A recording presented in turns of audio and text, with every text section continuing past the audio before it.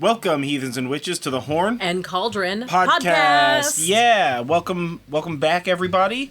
I don't know what I'm supposed to say here. I'm John Norgrove. This is Julie Norgrove. This is the Horn and Cauldron podcast, where we talk about witchy stuff, right? If you're new here, hello. If you're a returning customer, welcome back, and all that stuff. I still don't know what I'm supposed to do at the beginning of these. I'm never going to. It's fine. I don't actually have a plan. It's been 3 years. I don't have a plan going into these ever, guys. Every single time, it's just me guessing. So that's fine. You don't see all the times that I introduce the regular podcast videos with the Horn and Cauldron podcast opening, or the Horn and Cauldron videos with the regular opening. Yeah, so it's fine. It's fun for me. I enjoy it. It's like my own personal blooper reel. Yeah, it's like a little personal comedy. Yeah. So, hello, thank you, welcome. Let's do some business real quick. Like this video, comment below, share, subscribe, ring a bell, do whatever the heck everybody tells you to do. If you're listening to this on your podcast network of choice, leave us a review. That's how we know that you're listening. As well as this is available on most podcast networks, so go check that out. Or if you want to see our fantastic faces, you can watch it on YouTube. That's correct. So, let's get right into this one, guys. Today we are talking about Lunasa 103 That's right. fitness magic. That's right. Lughnasadh IO. So, first I'm going to talk a little bit about Lunasa. So Lunasa is also known as Lammas or Freysblot. It marks the beginning of the harvest season and takes place typically on August 1st or the nearest weekend. But like we always say, so get your drinking game drinks ready, that it's not necessary to celebrate it on the day. Yeah. It's a vibe, bro. It's a season. Yeah, it's a vibe.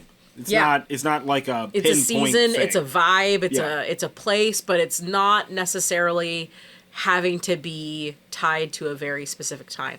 So it is about halfway between the summer solstice and the autumn equinox, that is Lunasa.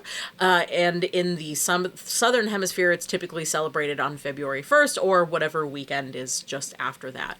And the festival of Lunasa celebrates abundance, growth, fertility, solar energy, the harvest, and also honoring the dead. It's also associated with holy wells, collecting or making corn dollies, athletic contests, baking bread, one of my favorite pastimes, visiting markets or fairs, hiking, and also entering into contracts, marriage contracts or other types of, like legal contracts. Business contracts, yeah. And pointy, flamey dudes talking about some sort of internal ephemeral part of you being forevered to some stuff, kind of contracts. Selling your soul, I guess. Yeah. Pointy, flamey dudes. Is that like that song, Devil Went Down to Georgia? Yeah.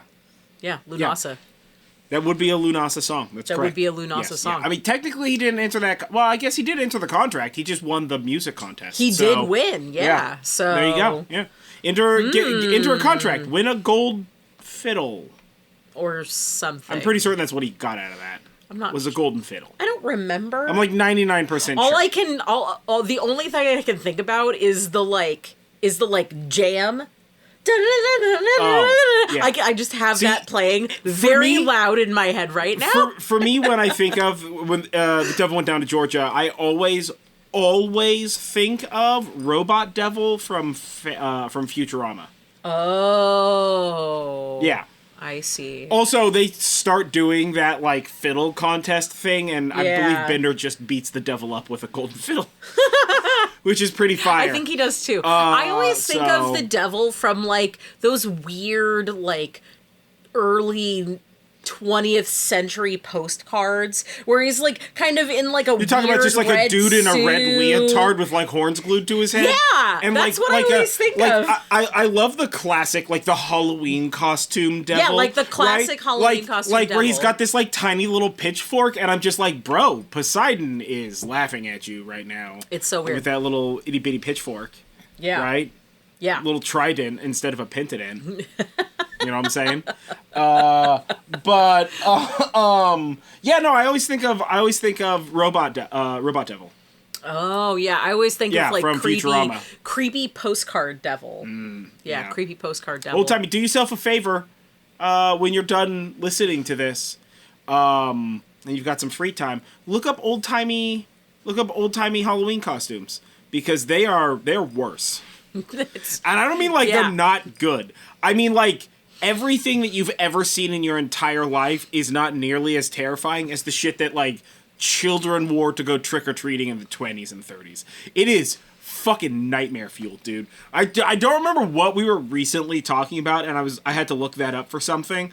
I think it was like to name something in the Etsy shop. It was. And I looked that up, and I'm just like, every time, man. Why? Yeah, we had like crackers. We had like a colorway that was like reminiscent of like old-timey vintage Halloween costume postcards. Yeah. That's why it's fresh on our mind. Devil Went Down to Georgia. The only song to be stuck in my head that is not Barbie and not from the Barbie soundtrack and not from the Strange New Worlds musical. A friend today reminded me of Chitty Chitty Bang Bang. Literally no song, just the words Chitty Chitty Bang Bang. That song was immediately launched all the way up in there, Morty. Ooh, girl. If I think about those words, that song immediately starts playing in my head. So yeah, that's the one that got me like down bad. That's fucking good. Chitty Chitty Bang Bang, bro. That's good. Yeah. So anyway, this festival is named after the Celtic god Lugh. The word Lunasa comes from the name Lugh and the word Nassad, which means assembly. And Lugh is the god of warriors, craftsmen, the arts, oaths, and leadership. Hey, does that sound familiar? The reasons why this Sabbath is happening, the things that I said? Yeah. And one of the sort of pieces that sort of put this festival during this time of year is the Chaldean Games, which may have been held as early as 1600 BC. So that's like 3,500 years ago, a little bit more than that. Like that's a long time. And these ancient games were organized around basically like 3 events. These are going to sound also very familiar. Honoring the dead with cremation and singing songs and just sort of remembrances of Is people. it like a speed cremation thing? I don't. It's like a bunch of dudes with bellows, just like get the fire hotter. We gotta win, you know. In my mind, it's like I'm a sure lumberjack that competition, happens. but like for cremation, you know. Probably, I wouldn't be surprised. Proclaiming laws. It was common for truces to be held at this time, and people would sort of get together and put aside those differences. And entering into marriage contracts was really popular, and proclaiming any new laws that went into effect would typically happen at this time also. Also athletic games like running, spear throwing, boxing. Yeah. Also horse racing. And then other competitions and entertainment. So like singing and dancing or craft-based competitions. So when I say craft-based, I don't mean like how many glue guns can you glue gun. I mean like this blacksmith is the best blacksmith. Let's have all the best blacksmiths in the land compete to be the number one blacksmith. Yeah, it's like a horseshoeing competition. Another thing, when you have free time, look that shit up, bro. Yeah, stuff like that. These dudes can bang a horseshoe out of a raw piece of metals at a speed where you truly don't believe that it's real. Like you're watching it and you're like, I don't know what this guy's doing, but every time that hammer strikes, a whole new shape comes out. That's some nightmare fuel. Yeah, dude.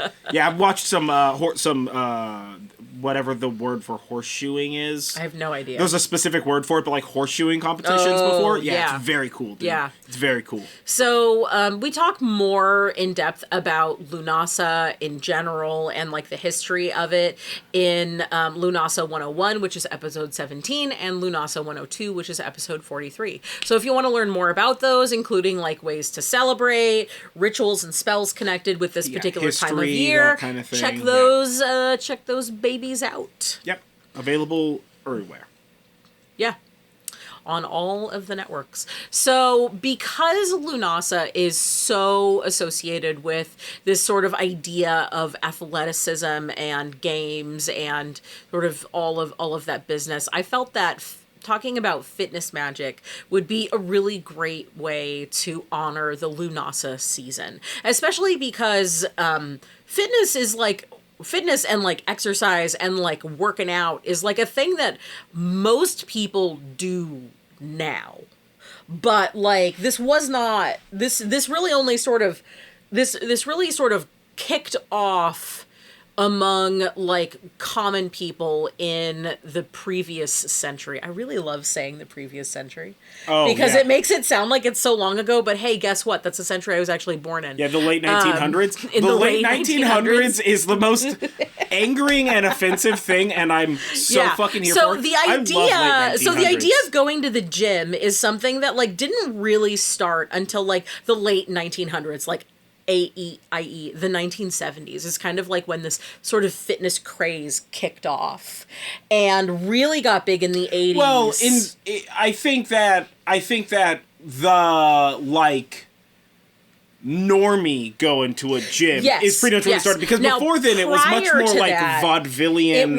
It's like a showmanship thing, right? Well, prior to that, in the early 1900s, it was a lot more of like a strongman kind of thing. Yeah. You were trying to show off. You were the strongest or the most of something. Well, and a strongman competition is like not the same thing as like a buff guy competition. Yeah. Like Dad and I used to watch strongman stuff all the time. It's so fucking cool. Like the Atlas lift, like the Atlas stones and shit like that. It's so fucking cool. But those are like not six-pack ab guys. Those are big dudes moving big old rocks and such. Yeah, and that's around the time that that pro wrestling started becoming really popular. It's kind of like always existed somewhere in entertainment, but wrestling really started getting big during that sort of era, and you can kind of see that like big time showmanship there. And then before that really is when we're looking at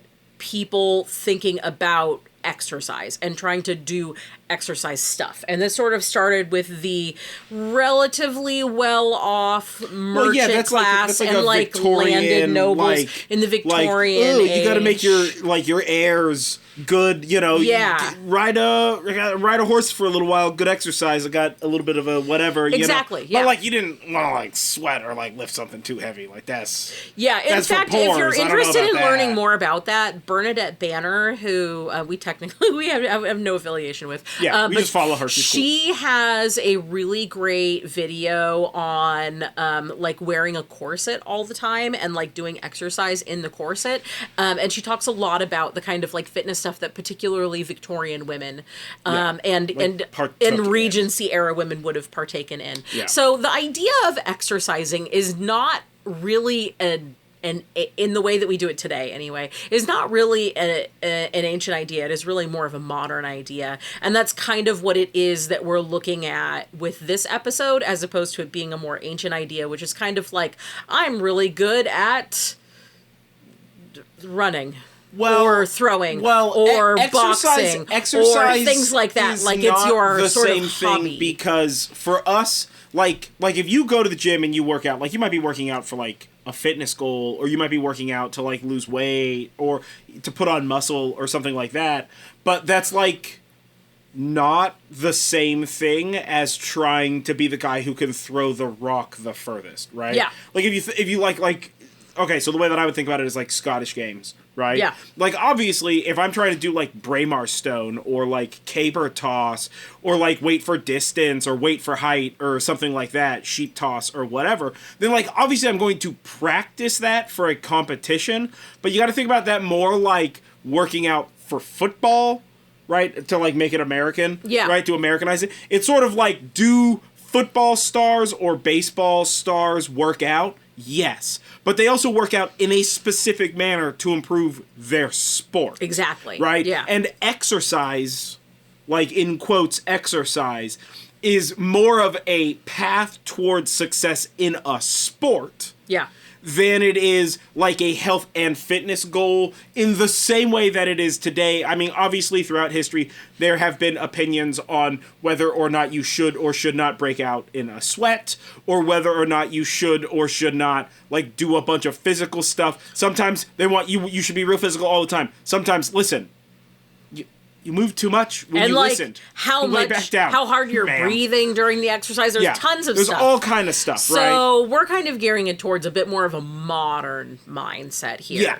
So with that being said, in thinking about this, I sort of ended up with this idea that I think that exercise is really a great way to symbolize the 5 points of the pentacle. So the pentacle, each point has a association. So there's earth, air, fire, water, and spirit, right, in the pentacle. And whether or not you practice a path that includes like using pentacles or wearing a pentacle, like that's not just a Wiccan thing, it's a sort of pentagram for whoever it is that wants to. Pentadance. But I think that symbolizes a pretty cool way to do it. So like if you think about it, the fire element, your muscles burn when they're being worked really hard, Sure, yeah. right? And our bodies also get hot with intense work. So you got fire right there. And then next, with intense work, we have water. Our bodies expel sweat. And also we have to hydrate during a workout. Drinking water when you're working out. Exactly. And then moving into air, we breathe harder when we exert ourselves. And also a lot of exercising involves jumping, when you're literally getting air. Or moving stuff up into the air. Yeah, or moving things into the air. Yeah. And then when it comes to earth, if you're lifting weights, those are typically made from earthen materials, metals that come from the earth. And also most... Haha, actually, I only use weights made from meteors, so they're fucking space weights. Boom. No earth. Wouldn't that be space earth, though? I mean, space earth is just a really complicated way to say the word planet. Well, but no, because they're like asteroids and meteors and such. They're like sky earth. They're like sky earths? Sky earths? I'm not going to allow it. Comment tried. below. Would you allow it? Because the answer is no. No, it's not allowed. Yeah. I tried. And also, most workouts are literally on the ground when it comes to the earth element side of things. So, that's a pretty... You gotta lift moon rocks whilst floating. That's how you defeat the pentacle. You also have to have like a really stable base generally, so you're not like, falling over. Yeah, you're not blowing an ankle out doing something Yeah, squirrely. exactly. Yeah. And then lastly is spirit. So it takes a particular strength of spirit to commit to exercising regularly. And if you have a hard time committing to exercising regularly, hey, high five, me too. That doesn't mean that you lack strength of spirit. It just means that you have a particular thing there. You just lack regular exercise. Yeah, exactly. So, and also the endorphins released when you do exercise, like, lift your spirits. Yeah. So I was like, that was like my kind of like stoner philosophy moment. I thought about this. You seem and real I was jazzed about these 5 points, my dude. Yeah. It works. I was pretty happy with it. It works. So that's kind of where I started with this. Yeah. So when you think about it, the set and setting of exercise routines are actually pretty ritualistic. So not only do we have the elements represented, but we also have the idea of setting a ritual. So when you are going to go work out, you designate a time and a place typically. You don't just... Most people don't just sit on their couch and go, you know what, I'm going to get up and I'm going to do 30 push-ups right now, or whatever the exercise is. I'm going to hop on that treadmill. You usually have a plan for it. You have a designated time of day you like to do your exercise. Or you like to go to a place and do a gym, and I know you're looking at me because you definitely do this spontaneously. I spontaneously work out. That's fine. Whatever. I don't count reps or sets, bro. Yeah, I'm just like, I'm going to start exercising. So I've just built in that spontaneous exercise is a thing. Sometimes I don't have to exercise because my exercise was like hauling a bunch of lumber around. Yeah, but that's different. You don't count. So, you designate a time, you designate a place, whether that's the gym or, a particular area that you like to work out in if you're a home workouter. Yeah. You also wear special purpose-driven clothing. Yep. For ritualistic raiments. Yeah, ritual garb. Yeah. That dry fit robe. Yeah, that dry fit robe. Yeah. Yeah. Your ritual raiments have juicy on the back of them. You know what I'm talking about. It's fine. Yeah, exactly. No judgment. You're also working towards an intention. You're working out for a purpose. You're working out to lose weight or to get fit or to feel healthier or to be stronger. Yeah. That's an intention. To defeat your enemies in single combat. Also an intention. Yeah. Yeah. And also drive, discipline, and repetition are the key to success, a thing that also very much ties into ritual work. Yeah, sure. If one ritual's good, then like 5 times gooder. Yeah, and the more magic you do, and we've talked about this like on multiple occasions, the more you do it, the better you get at it. It is like working a muscle. Yeah. So, and the easier it becomes to do it again, and the easier it is to get into that mindset, right? So like if you're building barriers in your magical practice, then you're going to be less likely to do magical stuff regularly, right? And it's the same way if you build a bunch of barriers into your physical exercise, right, your fitness practice, then you're going to be less likely to do that thing. If like you're like, I really want to work out right now, but I don't have X or Y tool or thing in place, then you're going to use it as a justification not to do that. It's the same thing with like, oh, I would love to do a ritual right now, but like I don't have blue candles. And it's like, all right, but like, do you have something that's blue that you could put the candle on? Yeah. Like that kind of thing, so it's the same sort of rationale when we say like you don't need to celebrate it on the day. You can celebrate it like within the sort of like greater uncollapsed waveform of the celebration, right? It's the same thing with magical practice and fitness practice, right? Which you think of fitness as the physical representation of the magical manifestation, right? So like if you are open to the paths as they differentiate in your magical practice or in your physical fitness, right, your fitness practice, then you're more likely to do that and to continue doing that and to not, like drudge, I gotta go to the gym this morning, I don't want to. I mean, like, there's always going to be days, right, where you wake up and you just don't want to everything that's happening right now, right? You assumed that you would wake up fresh with a new bushel of fucks delivered to your front door. The fuck man, his car broke down. No fresh fucks. The one in the fridge is probably spoiled. So you've got none to give that day, right? On those days, the temporalness and practice of the ritual is going to keep you going. But on the rest of the days, you want to not build barriers. Yeah. Right? Yeah. So that's the benefit of practice regularly. It's the same thing with practicing gratitude regularly. Or practicing, like, being a nice person regularly, which is like a crazy thing to have to say. But we've all been on the internet recently. And there's not a lot of nice people out there right now. That's right. Yeah. We're in a weird spot as a group. Yeah. So like, it's like that kind of thing. Like it's that practice makes perfect, but it's the idea that like with repetition and with like not building barriers and with like sort of like when we talk about making like kitchen witchery and stuff like that, when you make the effort to bring magic into your day-to-day life, into your fitness practice, right, then not only do you elevate your magical practice, your ritual, right, but you also elevate your physical form, which is directly correlated to your ability to perform magical stuff, right? Because, like, if you're too tired to do a thing, then you can't do it. But if you've got the stamina, the fitness for it, then you can, right? As well as the sort of feedback loop on all of this is that as you improve one mode of your life, all other modes of your life also improve, right? Mm-hmm. Improvement is like a slippery slope. It's a landslide of like, extemporaneous success. Yeah. Yeah, exactly.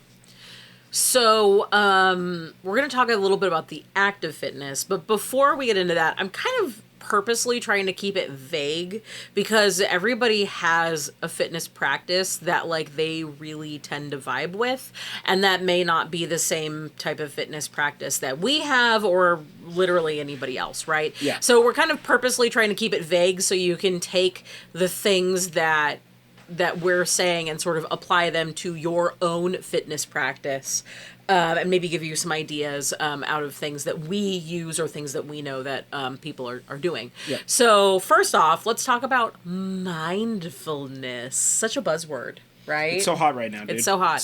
It's been so hot for probably like 10 years now. Yeah. It's wild.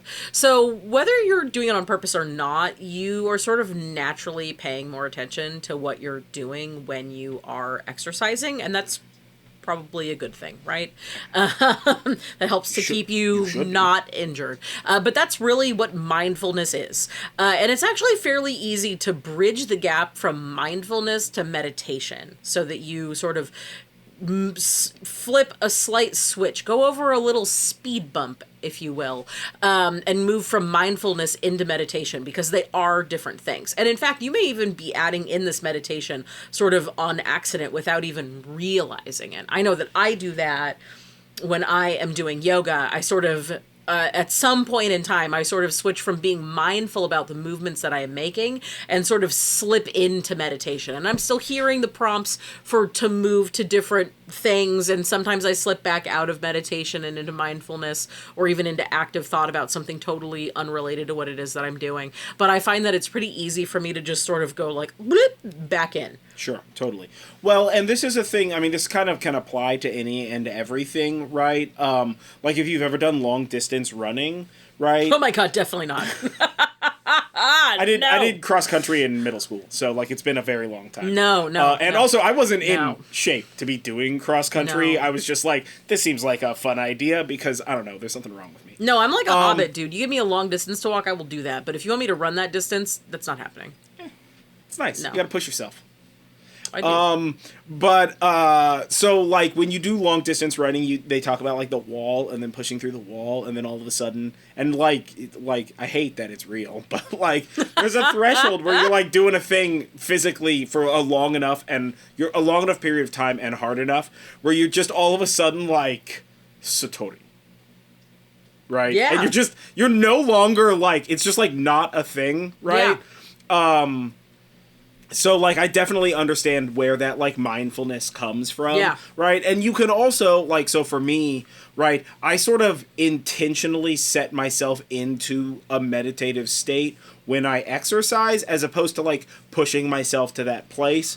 I, like, don't count reps and sets, and I generally put on, I'll put on, like, a lecture or an audiobook, but not, like, one of the audiobooks that I'm currently listening to. I'll put on, the teachings of Gautama Siddhartha, or like the Tao Te Ching, or like I'll listen to a lecture from like Ram Dass or Alan Watts, or like somebody like that, you know, or I'll listen to there's like several YouTube channels that I follow that just do like these like long 45-minute deep dives into like existentialism or the the like greater human subconscious unconsciousness and like, you know, or whatever. And I'll just like, all right, I'm just gonna like work out for the length of this podcast or the length of this like lecture or whatever. I'll choose one based on the amount of time I have, and then I'll just like exercise the entire time. And I'm never really paying attention to the exercising. I'm just like exercising. My body is moving around doing stuff, and my brain's like, that's really interesting. I hadn't really thought about it that way. Right? Because I am like not at all paying attention to the workout that I'm doing, except for to make sure that I'm not like doing something dumb and gonna injure myself or whatever. But that's also because I'm just lifting weights. Yeah. And I've done it forever. Right? I mean, like, I'm not, like, some bloody Adonis of physical fitness or something like that, right? But, like, I've always done, like, I prefer weightlifting. That's, like, my go-to. Yeah. Right? Exercising is just, like, give me a heavy thing and then let me move it around in three-dimensional space. Yeah. And so, like, because of that and because I know what I'm doing and I've done it for so long and so many times that I can just sort of, like, I can kind of, like, meditate and exercise at the same time. Or whatever. And that's kind of like the thing that I've been doing, and because I've like set myself on the path of doing that without the limitation of like set and setting, where I just like sort of I'm like spontaneously exercising and I'm not beating myself up for taking breaks and stuff like that. It's resulted in me and the manner in which I'm doing this exercising more now than I have in a long time and getting back into that physical fitness. Yeah, totally.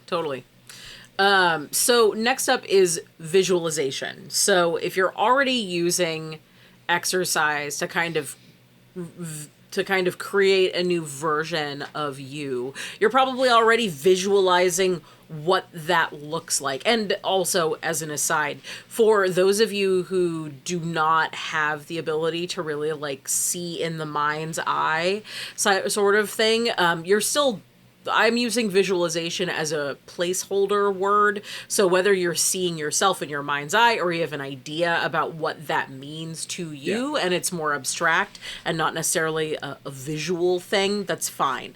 So if you're already using exercise to visualize a new you, you're literally already there. That's visualization.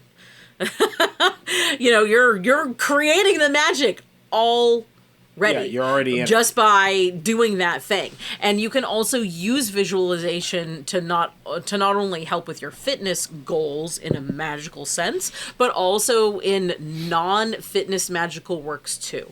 And you can do this with the meditation and mindfulness side of things, but it really sort of kicks it up a notch when you add in that extra bit of visualization. So if you're trying to do a spell about something specific, you are going to have better results if you add in not just the mindfulness, but also the visualization of it. Yeah. Yeah, definitely. So this is like, whether it's visualizing like where you want to be in your future goal, or simply visualizing, like, think of it almost like planning what exercise you're gonna do. Yeah. Right? Choosing your playlist is part of that visualization. Your like gym playlist or whatever. Yeah. Right? Is like part of that visualization. And the idea is to use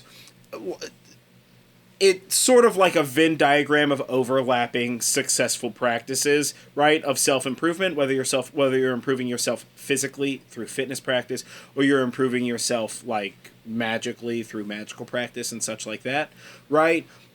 It's the idea of like, you're not just grabbing like a bunch of candles and herbs and throwing them in the air and just being like, rock and roll, right? I mean, regardless of the fact that you can do that, if that's your plan, then you plan to do that to begin with, so you got it, right? Yeah. But like you set up a place where you're going to find success in this practice. Yeah. Right? So that's kind of like that thing that we're talking about. Absolutely. So, like, the visualization part with the playlist, like, don't feel, definitely do your playlist too. And you can even do different playlists for different sort of visualization exercises. Totally. So you can kind of like add things there. And then to add an additional layer onto that, you can also use mantras. So it's really common when people are lifting to count your reps and sets. You're like 1, 2, 3, 4, and you kind of go there. In addition to counting reps, you can, or even watching your clock count down on your HIIT workout or whatever it is that you're doing. Sure, yeah. You can also incorporate a mantra. And it can be fitness related or it can be non-fitness related. Your best results will always be with a simple mantra that you can repeat over and over again. Could you do a whole monologue soliloquy as a mantra? Sure. Yeah. But it's going to be harder for you to do. In my mind, there's a dude in like one of those like a fluffy collared shirt at the gym, lifting weights, looking himself dead in the eyes in the mirror, and like doing like a Beowulf monologue or something like that. Right? But honestly, if I saw that shit, I would just be like, all right, well, I'm done exercising. I'm just here for the show now. That reminds me of this, like I'm just going to watch this. This is way more interesting than what I was doing. That reminds me of this, like, classical music workout stuff that you found a while ago. Oh, my goodness. It's so good. I love classical music, and it was just like a bunch of, like, yoked president photos, like, I don't know, whatever, CGI, AI is an artist, like, I didn't like look into exactly how it was made, but yeah, it's like that kind of thing. Yeah, and there was like a still image, and they're like old-timey dudes and some ladies working out, but like, they've got the like powdered wigs. It would be like imagine like Thomas Jefferson, but shredded, and like lifting barbells, but like instead of plates, it's like books. Or some nonsense. And so instead it's like, of being in a gym, pictures, it's in like his mansion. Yeah, it's in like his or the House of Commons or some such like that. And it's like set to like some really rockin'. Yeah, like rad classical music. Classical music. Yeah. So There's that. So when you're doing a mantra, again, a simple mantra that you can repeat over and over and over and over and over and over and over again. The simpler it is, the simpler it is, the better, but also, don't make it too simple. Make it so that it is meaningful and that it helps to drive your goal. And in addition to that, always use present tense statements as opposed to future statements. So always I am as opposed to I will, because I am is going to turn into you saying you are that thing and now you are that thing. Whereas saying I will, you haven't done that thing yet. You're not building that bridge in between the current you and the desired you, or the current thing and the desired result. So always I am present statements. Even if you're not currently that thing yet, you will be. You will be. And also use mantras to enhance your other magical stuff too. So again, all of this stuff can be geared towards fitness, or it can also be geared towards whatever your particular magical goal is for that moment. Right. And like in the form of mantras, right, you can also sort of think of it like like patron saint style, right? You can like work out in honor of Thor.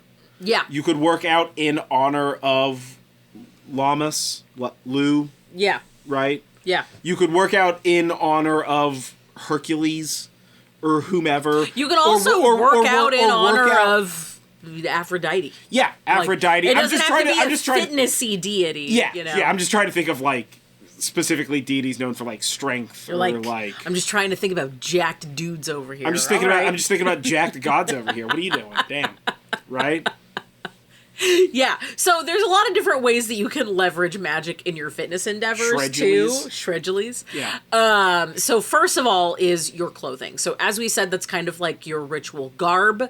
You can always enchant your workout clothes. Mm-hmm. And also if you use the same clothes every time, they're already charged with exercise intentions. So you can either do more enchantment to help it more, or you can leave it alone. You can also employ color magic here. With colors that either align to magic in general or towards your specific goal.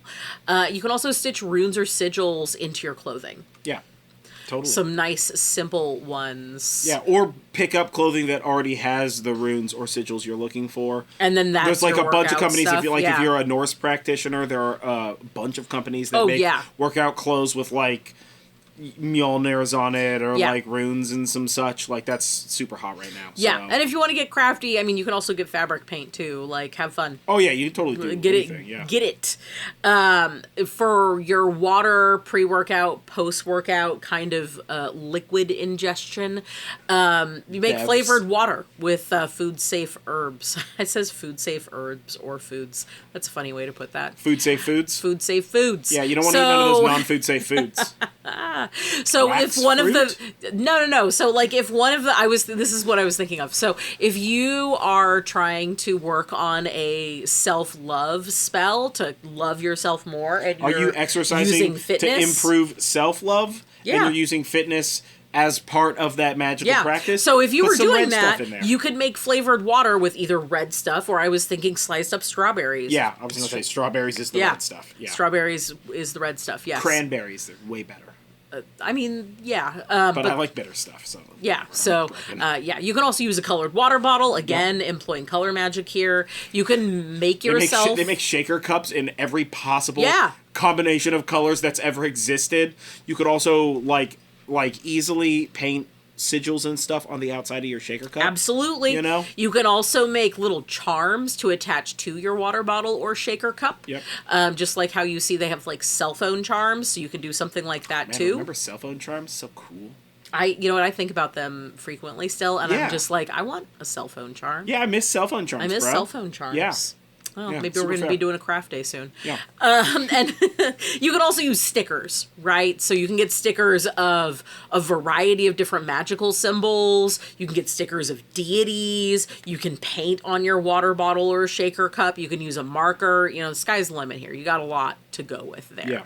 Yeah. I feel like that's a pretty easy one for people who are sort of closeted too, to get in there. So, you can use a sticker that's just cool art that you like. Everybody putting stickers on water bottles, dog. Yeah. Everybody doing that. Yeah, it's an easy one to sort of disguise and hide. Many people, when they go to the gym, they will bring with them a towel. Yeah, clean up after yourself, dog. Yeah, so use that to cleanse your space, figuratively and spiritually. Yeah.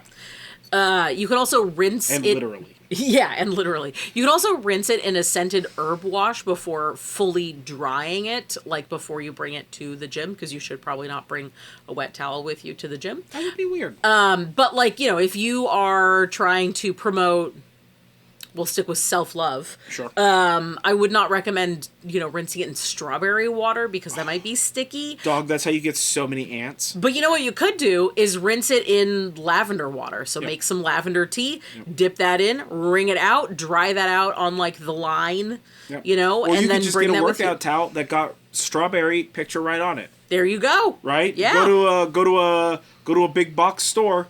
They sell kitchen towels, got all kind of fruit and vegetable on it. That's right. That's right. Seasonal kitchen towels, all that stuff. And let's be real, kitchen towels are designed for picking up the wetness. Yeah. So they're perfectly fine for that. Yeah. You can find a lot of really great seasonal kitchen towels at Joann Fabrics. Because golf towels got that little ring at the top, so you can hang it on stuff way easier. Yep. You can also stitch rune symbols into them. You can always just stitch it yourself. You got that. Yeah. Of course, color magic is another great option here. Yeah. You definitely don't need to have a white towel, and as tempting as it is to want to take a white towel to the gym, I caution you no. Yeah, maybe choose a decorative pattern. Something also, else. if you go to your craft store is, most craft stores will sell terry towels that have a space for you to embroider something on. That's open for you to freely do whatever you want. Whatever those are called, DIY towels or whatever the heck. Yeah. Right. So that way you don't have to figure out how to do it. It's got the space all lined up for you or whatnot. Yeah. So you can easily do something like that. Absolutely. Other things that you can do too is you can anoint personal items with blessed water, or moon water, or whatever kind of floats your boat there. Yeah. Only consume safe water. Yes. Let's not be stupid, guys. Yeah.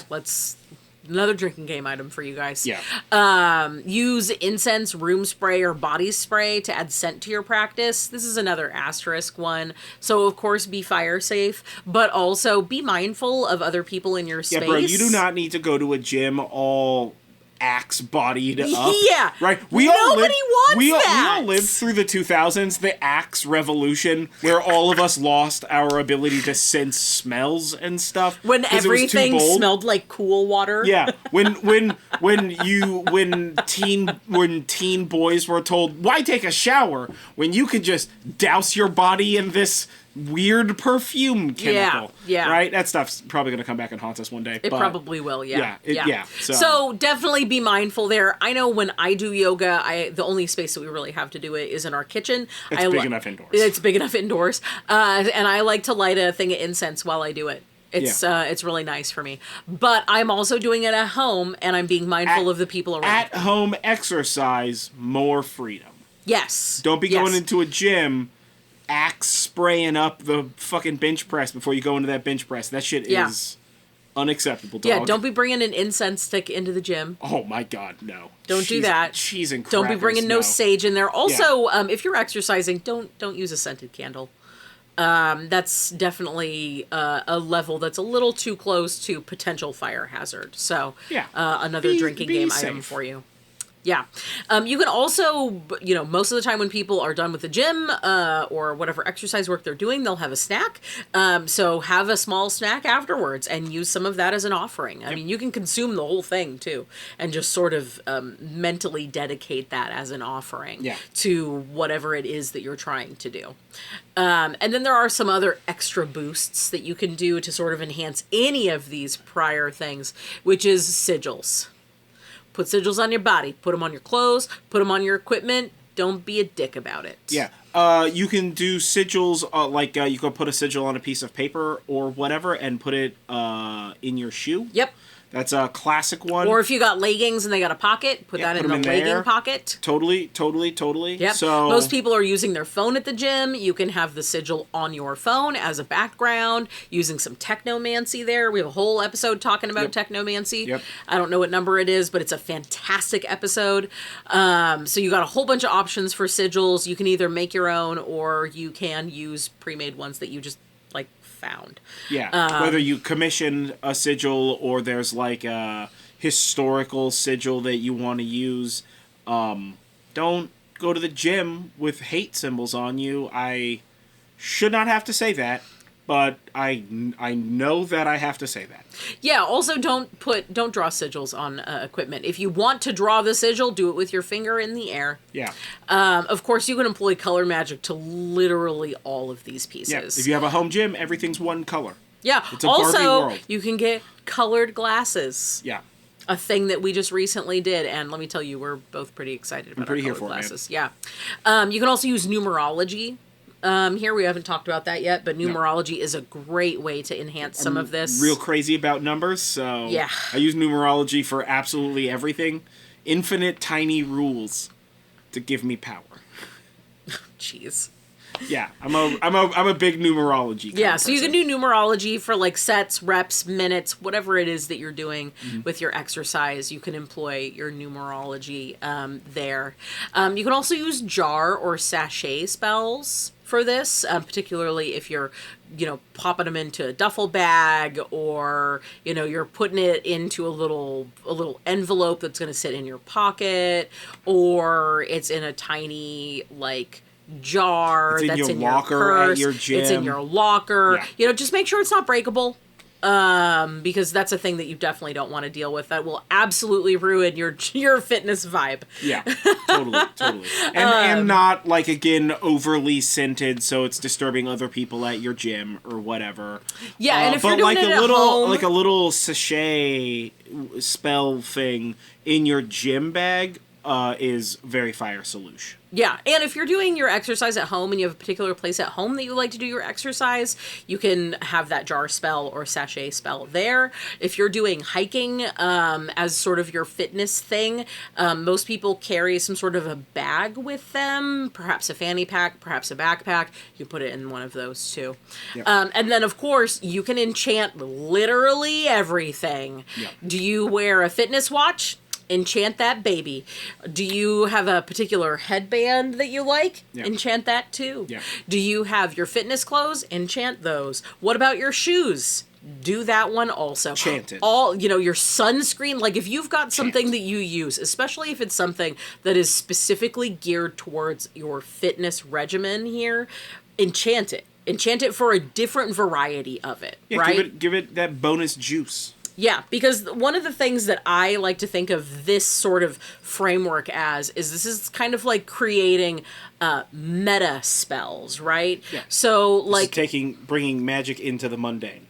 Well, it's not just bringing magic into the mundane, but you're layering things up. So, for instance, when I'm looking at something for herbalism and I'm trying to fix some sort of an ailment, maybe I have a sore throat. I'm going to go, okay, well, licorice helps a sore throat, and so does honey, and so does thyme, and the herb thyme does, and it's the ticking of a clock as time passes. Yeah, clocks help. Yeah. I'm gonna make basically like a tea of those things and put honey in it. Licorice and thyme. Weird combination, but you know what, it works. And I'm going to add honey to it. And, if I think maybe, I might be, not only are those good for my throat, but maybe my throat hurts because I'm getting sick, I'm also going to maybe add some orange peel to it. Yeah. And you know what else always tends to help is something spicy. So I add a pinch of cayenne pepper. Yes, I know. This tea is getting weird. Root or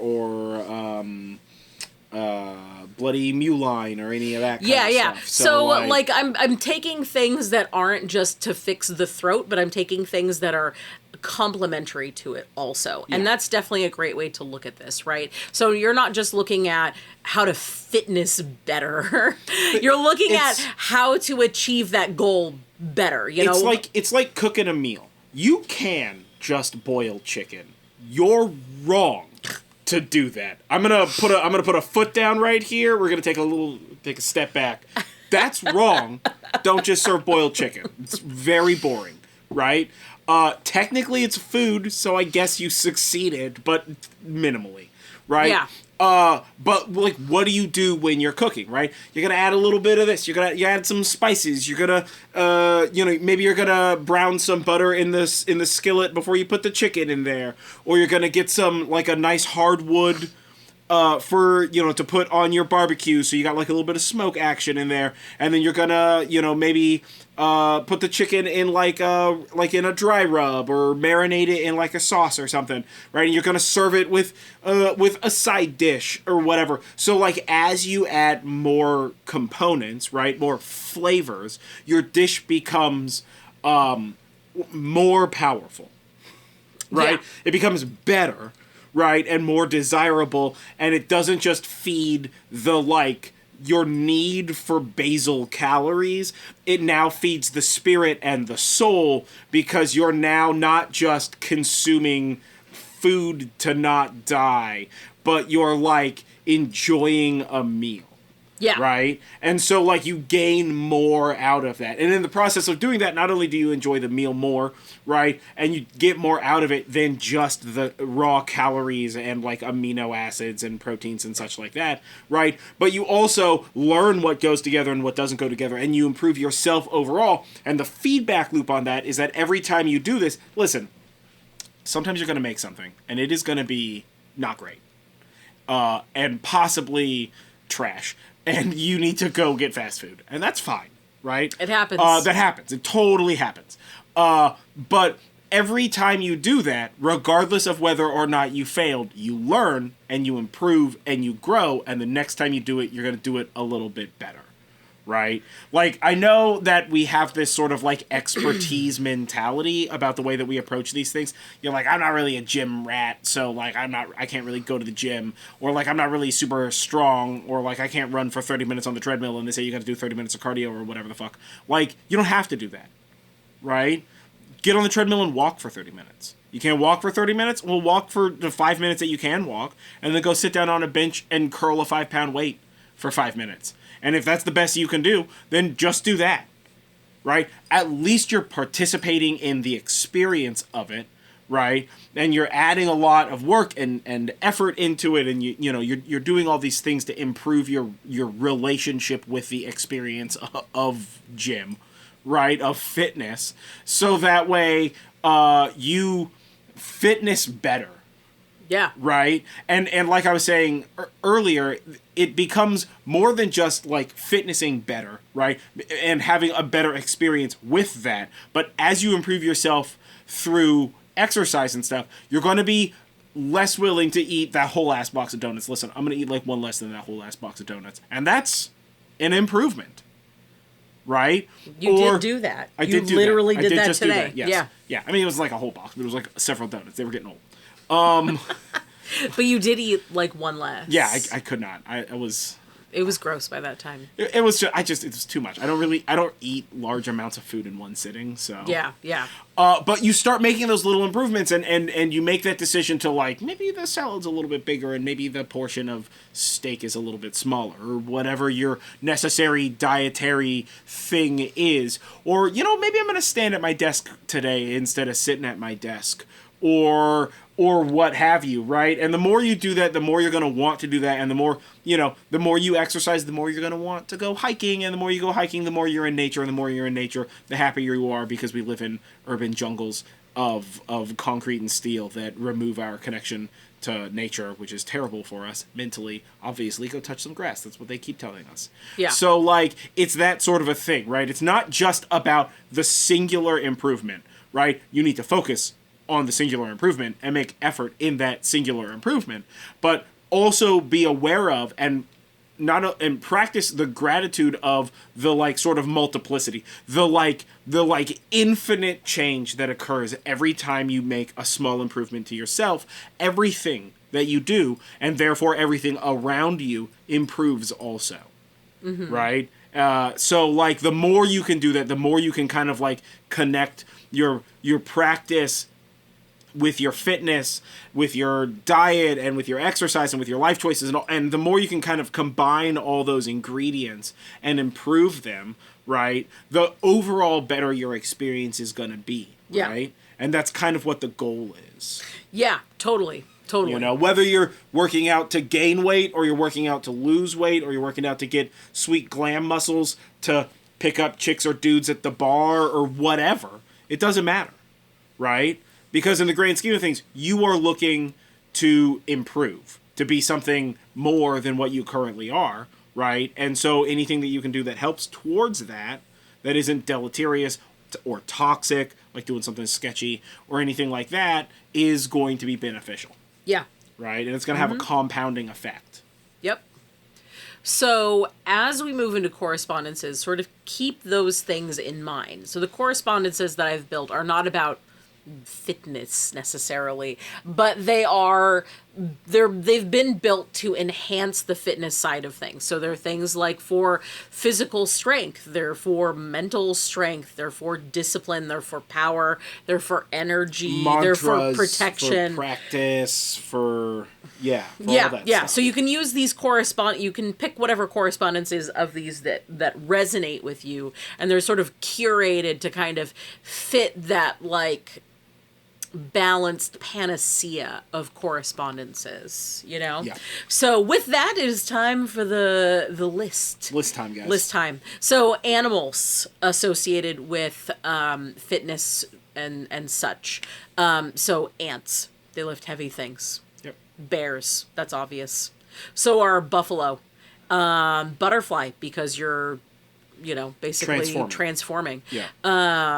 Elephants, because they're strong. Foxes, they're clever and also strong and also fast. Horses, we're going to do beach. Phoenix and scarabs, they also move heavy things, as well as wolves. Colors, black, copper, gold, orange, red, and yellow. The last three in particular are associated with like passion and fire and power. So those ones are generally particularly like good. Gods with strength and things like that. Yeah. Stones, agate, carnelian is a particularly good one. Gives you a lot of energy. Hematite helps to protect you from injury as well as to sort of protect you from harm. Yeah. Snowflake, obsidian, sodalite, steel is a good one here. That's pretty obvious. Yeah. Iron, steel, anything in the like sort of metal family. Yeah. Certain metals more than others. Sure, of course, yeah. But definitely steel, definitely iron. Tin also. Tiger's eye. As for plants, there's a whole bunch of plants, guys. Acorn, that's, acorns are associated with oak, which is also a good one here. An acorn is sort of like planting a seed that will grow into a strong tree. So, like, that's a really great one if you're doing, like, sort of a sachet spell or a jar spell of sorts. Balsam fir, bamboo, benzoin, chamomile, coriander and cinnamon, clove, garlic, ginger, honeysuckle, mullein, mustard, because it's spicy. Anything that's kind of like hot and spicy, like mustard or cinnamon or like peppers, will sort of make whatever it is that you're doing go faster. Maybe not necessarily make you go faster, but make the process go faster. Yeah. Orchids, oregano root, pine, rosemary is another good one here, sandalwood, willow, and woodbetony. And for foods, honey, because it attracts things, and it's warm, it's solar, it's very in that vibe. And it's a great pre-workout. It is. Gin for alcohol. It's a great post-workout. It is a good post-workout. Right? Yeah. Lemons Gin and seltzer water. Listen, you working out but you still want to drink, but you're trying to like watch your caloric intake, bro. Gin and like a flavored seltzer water is absolutely fire. Yeah. Right? Yeah. And then it's just the calories from the gin. It is and a gin's lot not that like bad. like a ranch water. Yeah. Yeah. Lemons and limes, onions, strawberries. There they are again. Tangerine and tea are also really good. And for deities, you can kind of choose whatever deity that you work with. So kind of like all the buff ones, but ones that I felt that were particularly good here would be Apollo, Ares, Baldur, the Dagda, Freyr, Loki. He's a trickster god. He changes. He does change a lot. Yeah. Lugh. Nike, Odin. He is a god of transformation also. Yep. Set, Thor, and Tyr and Zeus. Yeah. We've all seen the Disney cartoon. Zeus is shredded. He is shredded. All of those ancient Greek deities shredulated. Yeah, absolutely shredulated. Yeah. Yeah. Yeah, the most of the shreds. Yeah. So, that's lists. Speaking of lists, if you want the complete list of correspondi, right? That's going to be available on our Patreon as part of the Book of Shadows page that comes out with each one of these episodes. That is inevitably made for each one of these episodes, right? I have a lot of stuff I do. So speaking of Patreon, let's give a shout out to our patrons, Alan, Miranda, Helena, Alexa, Somewhere, Stacy, and Panda. You guys are awesome. Yep. Thank you for supporting us. We're getting those pages out, guys. And, you guys are the best. So, Thank you for helping us do what we do a little better every time. That's right. Boom, boom. So this will all be coming out on the Patreon if you want to check that out. Links are going to be in all of the places where links traditionally are. And you can always visit nerdjive.com to see all of our links, whether it's the links for the podcast, links for the regular YouTube stuff, or either of our personal links to any of our social media. You know, nowadays you got to be on like bloody all of these flippin' social medias, man. And we are. It's so much. We are. It's a lot of work. Much. It's a lot of work. Yeah. So there you go. That's fitness magic. I hope that you feel I hope that you feel inspired and energized, and I hope that some of these things help you in your fitness practice, in your individual endeavors. Yeah, definitely. This was a good one. This is a lot of stuff that I like kind of already do, right? Because we've been kind of talking about that all summer, even though like recently it's been too hot. I'm gonna die. So I'm not doing that. But because I'm not gonna exercise when it's too hot outside. I don't do that. No. I don't do that, bro. No. Yeah. I'll lift what do you call it? 16-ounce curls. Yeah. Right?